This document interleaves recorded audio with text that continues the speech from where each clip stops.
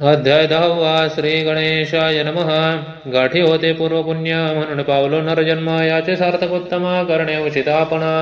ऐसा मनी करुणी विचार आरंभिले स्वामी चरित्र, ते शेवटासी नेणार स्वामी समर्थ अस्ति पये.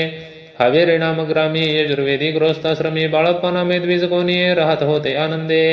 संपत्ती आणि संतती अनुकूल सर्वतयां प्रती, सावकारी सराफी करती जनी वागती प्रतिष्ठित. 30 वर्षांचे वय झाले संसारात उबगले, सद्गुरु सेवेचे दिवस आले मती पालटली तयांची. जरी संसारी वर्तती तरी मनी नाही शांती, योग्य सद्गुरु आपणाप्रती कोठे आता भेटेल. पंचपक्वान्ने सुवर्ण ताटी भरून आपणा पुढे येती, पाहुनी या स्वप्नी ऐशा गोष्टी उल्हासले मानस.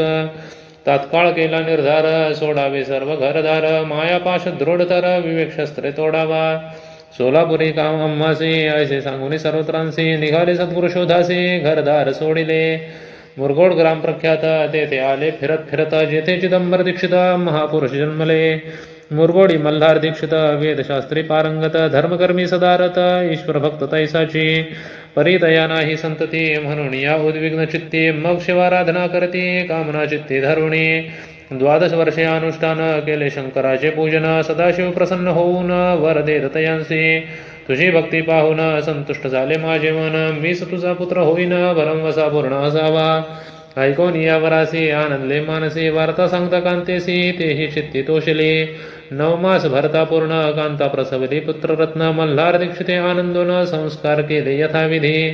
चिदंबर नामाभिधान ठेविले तया लागून, शुक्ल पक्षी यशस्वी समान बाळ वाढू लागले. पुढे केले मौजी बंधन वेदशास्त्री झाले निपुण, निघंटू शिक्षा व्याकरण काव्यग्रंथ पढविले. एकदा यजमानाचे घरी व्रत होते गजगौरी, चिदंबर तया अवसरी पूजे लागे आणिले. प्राणप्रतिष्ठा मंत्र म्हणता गजासी प्राण येऊनी, तत्वता चालू लागला हे पाहता विस्मित झाले यजमान. ऐशा लीला अपार दाखविती चिदंबर, प्रत्यक्ष जे का शंकर जगदोद्धारा अर्थ अवतरले. असो पुढे प्रौढपणी यज्ञ केला दीक्षितांनी, सर्व सामग्री मिळवून द्रव्य बहुत खर्चिले. तया समयी एके दिनी ब्राह्मण बैसले भोजनी, तूप गेले सर्वणी दीक्षितांते समजले.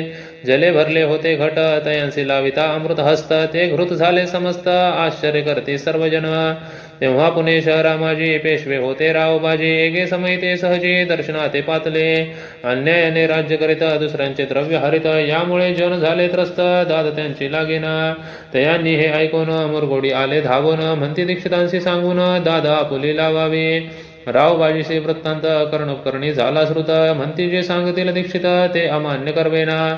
मग दीक्षितांशी निरोप पाठविला, आम्ही येतो दर्शनाला, परी आपण आम्हाला त्वरित निरोप देईजे.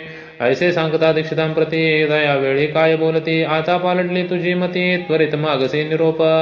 कोपला तुझवरी ईश्वर जाईल राज्यलक्ष्मी सर्व, वचनी ठेवी निर्धार निरोप तुझला दिला असे. सिद्ध वाक्य सत्य झाले रावबाजीचे राज्य गेले, ब्रह्मावरती राहिले परतंत्र जन्मवरी. एके समय अक्कलकोटी दीक्षितांच्या निघाल्या गोष्टी, तेव्हा बोलले स्वामी यती आम्ही त्यांते जाणतो.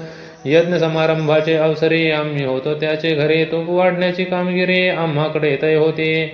महासिद्ध दीक्षित त्यांचे वर्णिले अल्पवृत्त, मुरगोडी बाळप्पा येत पुण्यस्थान जाणोनी. तेथे ऐकिला वृत्तांत अक्कलकोटी स्वामी समर्थ, भक्तजन तारणार्थ येथे रूपे प्रकटले. येथे श्री स्वामी चरित्र सारामृत, नाना प्राकृत कथा संमत, सदा परिसुत प्रेमळ भक्त 10मोऽध्याय गौडः. श्री स्वामी राजार्पणमस्तु. शुभं भवतु. श्रीरस्तु.